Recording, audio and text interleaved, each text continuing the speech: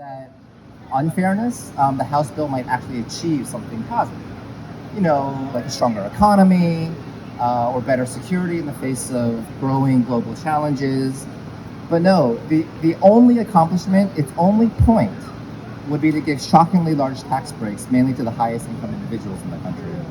Now, I want to stress that that's not just unfair.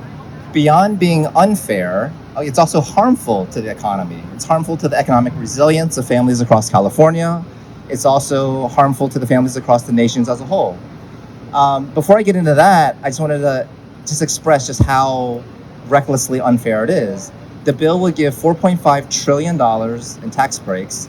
Now, the typical taxpayer would see about an $800 tax break, which sounds great, right? But that really is a wolf in sheep's clothing, okay?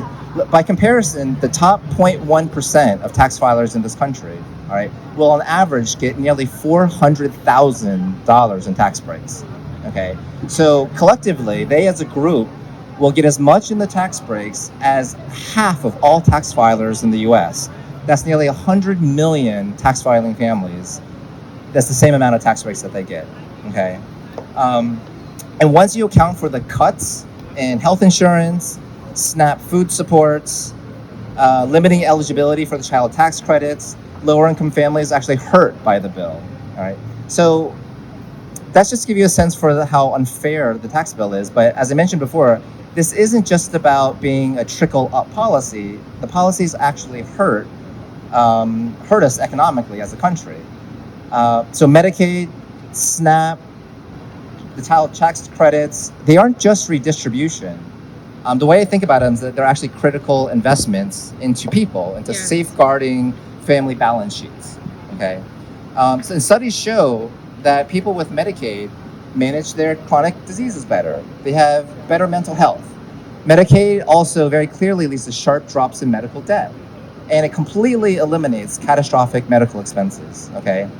This improves family balance sheets, it improves access to credit, and improves financial resilience, okay? Case in point, adults who as children were on Medicaid, okay, they pay more in taxes and they receive less in earned income tax credits because they earn more as adults, because of their experience on Medicaid as children, having those supports. Now, many Republicans have argued over the years that investing in people, investing in infrastructure like housing, better roads, high-speed internet, like these things are too expensive. But in one fell swoop, the House bill will cut taxes by $4.5 trillion, mostly going to the highest income earners, all right? And I know it's kind of hard to get a sense for what $4.5 trillion is.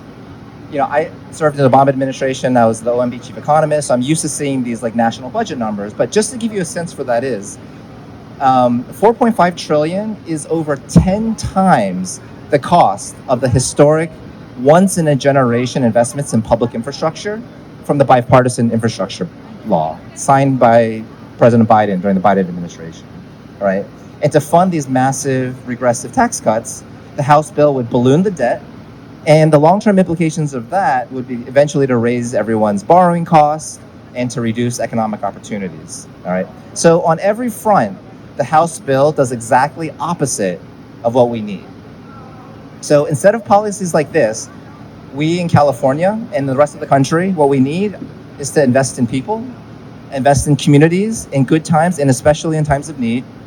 We need to ensure that companies are competing fairly so that the ingenuity of people and businesses are truly rewarded. And we need a tax system that rewards work and talent and not wealth and rent seeking.